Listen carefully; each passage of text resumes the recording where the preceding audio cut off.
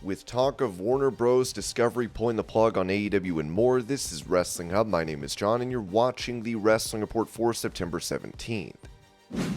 Before we get into the rest of the video, make sure you subscribe to Wrestling Hub and turn on all notifications to stay up to date with everything in the world of pro wrestling. Also, don't forget to follow us on Instagram at Wrestling Hub Official and follow us on Twitter at Wrestling_Hub.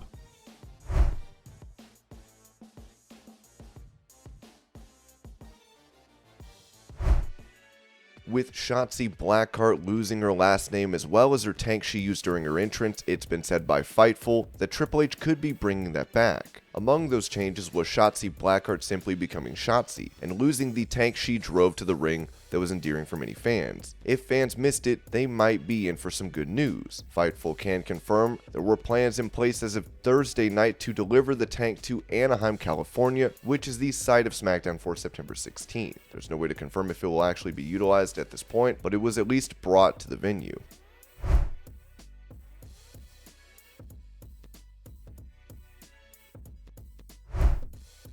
During his appearance on Logan Paul's podcast, Undisputed Universal Champion Roman Reigns recalled his feud with Brock Lesnar, saying, "Me and Brock have been at a bunch of huge shows together, big pay-per-views. I would definitely say he's been thus far my biggest rival. Brock Lesnar, man, he picks you up and throws you on your head. There's nothing nice about that. It's very tough to work with a human being like that some call him like the alpha male of our species." And it's true, he really is what he is. I mean, he's a great businessman, but at the same time, he has a legitimate background of MMA that when you get in the ring, there has to be some kind of protection of that legitimacy. We can't just put them in there with anybody, but at the same time, when you get in there with them, you kind of understand it's gonna be a bit of a ride, but there's gonna be a lot of eyeballs on it, so that always makes it better.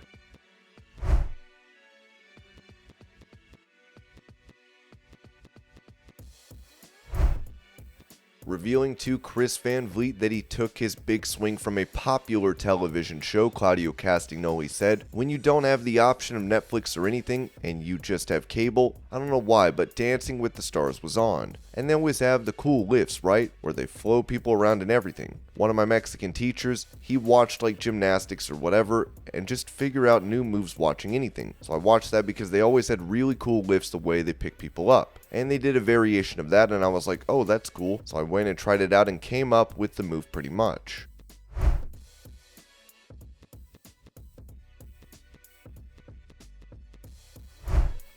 On his podcast, Chris Jericho recalled working in WWE and contrasted it with his position in AEW today, saying, "The one thing in WWE was, a lot of times they're like, draw me a picture. I'm like, what would you like a picture of, Vince? A cow? Okay. Ugh, make it a horse. Okay.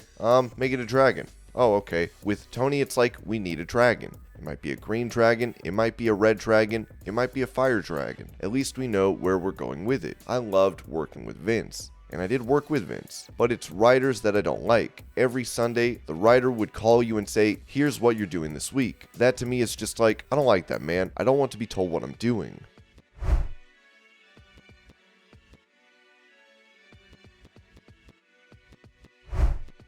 Following his release from WWE, Braun Strowman went on to compete for EC3's Control Your Narrative before recently making his return to Raw and Smackdown. Talking about letting go of Strowman on Vince Russo's show, EC3 said, "Anything I would have put paper and signed, like we're both smart, we're both friends, and we're both businessmen that in paper it would say, if so-and-so calls and is offering this, understand, I would have to take it. I would have the exact same thing in mind too because you never know. I'll take full responsibility. I allowed outside forces to throw things at us that weren't ready because I am a swinging dick bastard.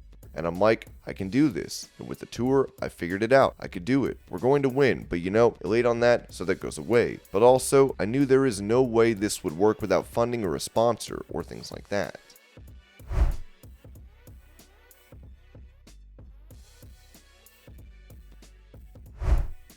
With the Warner Bros. Discovery stock being low, the Hollywood Reporter has noted how Comcast might purchase WBD to merge it with the NBCUniversal brand, where the Peacock streaming service is home to WWE. Given the company's daunting challenges, it has become accepted wisdom at the highest levels of the industry that another deal waits in the wings for Warner Bros. Discovery. For reasons related to the complicated structure of that merger, no negotiations can happen until April 2024. But at that point, many industry observers believe that Comcast Brian Roberts will make a long-awaited move, looking to combine NBCUniversal and Warner Bros. Discovery. That deal would face some interesting antitrust issues, but would give his company scale and a viable streaming service. Obviously, Peacock sucks. This is one exec with knowledge of both companies. There's some good synergies. I'm sure Roberts is licking his chops because the WBD stock is so low, and I think that's Zaslav's endgame: get the place sold.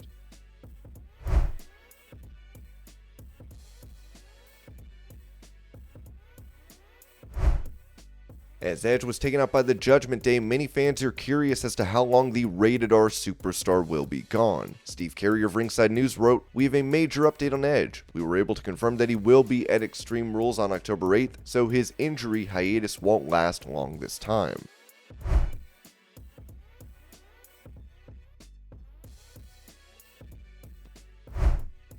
On the In the Click podcast, Bayley was asked about Sasha Banks and Naomi, who walked out of WWE in the summer, making their return to the company. As she said, "It's hard to give any thoughts since I wasn't personally there. Even if I was there, no one's going to understand their mindset or understand whatever happened besides Sasha and Naomi. All I know is what they're doing now is killing it. I've been able to spend some time with them. They're models, they're actresses, they're singers, they're amazing. No matter what they do, I support them. They're going to take over everywhere, take over the world. If they ever do return, I'm just going to kick their ass. They might be scared to come back for me. They might want to stay on the runway."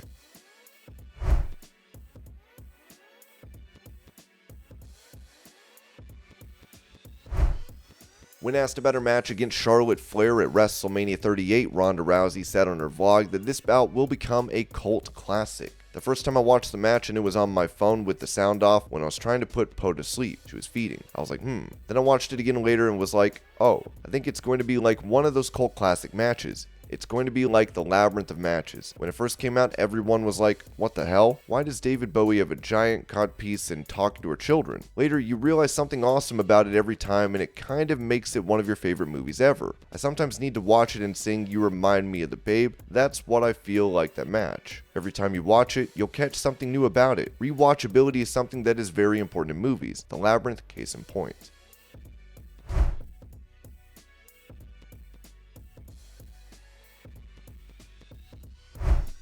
While many fans enjoyed Elias's older brother Ezekiel making appearances for WWE, it seems his time in the company is at an end, with it reported that Ezekiel is no longer listed internally on WWE's roster. PWInsider.com has confirmed. The character was replaced last week with his original persona, Ezekiel's older brother Elias. It would appear that, as many of you suspected, that when the time comes, the Elias character will be returning to the Raw roster, while Ezekiel, who was written out due to injuries, will fade into the darkness.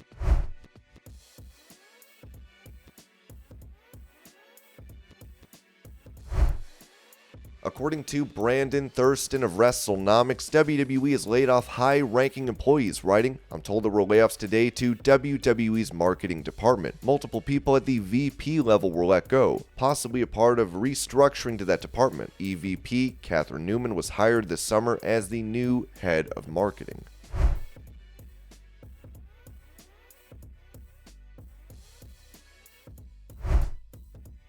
During Smackdown last night, while the show was on commercial break, the lights would be dimmed and the song White Rabbit would be played. Of course, this led to immediate speculation from fans online, as many seem to think this could have to do with former WWE star Bray Wyatt. Yet, some fans have pointed out that Karrion Kross was once called White Rabbit in his career, and this could be WWE testing out a new entrance theme for Kross during his feud with Drew McIntyre.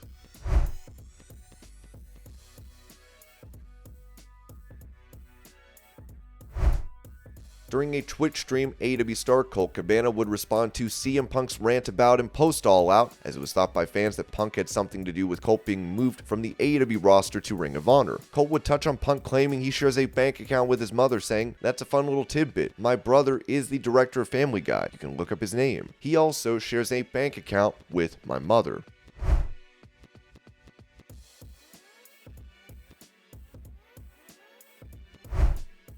Talking about if Warner Bros. Discovery might pull the plug on AEW given the backstage turmoil, Eric Bischoff said on his 83 Weeks podcast, "The honest answer, I have no idea. All I can tell you is from past experience not only in wrestling, but especially outside of wrestling, because I've created and produced probably no fewer than 15 shows for no fewer than 8 or 10 cable outlets. And traditionally, typically what happens is your network is very hands-on in a developmental process. Throughout the entire production process, very much involved in creative. That's normally what happens in television. At what point are they going to feel that they need to have more hands-on creative? That's hard to say. That's really hard to say not being there. I think the bigger challenge right now is how credible does AEW look as a long-term investment if you're a television company seeing the kind of dysfunction that we've all seen."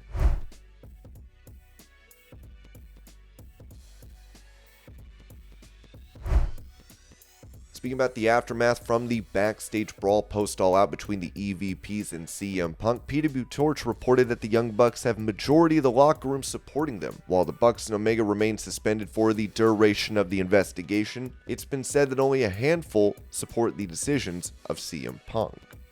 And this was your pro wrestling news update. I hope you're all having a great day. Thank you so much for watching, and I'll see you later.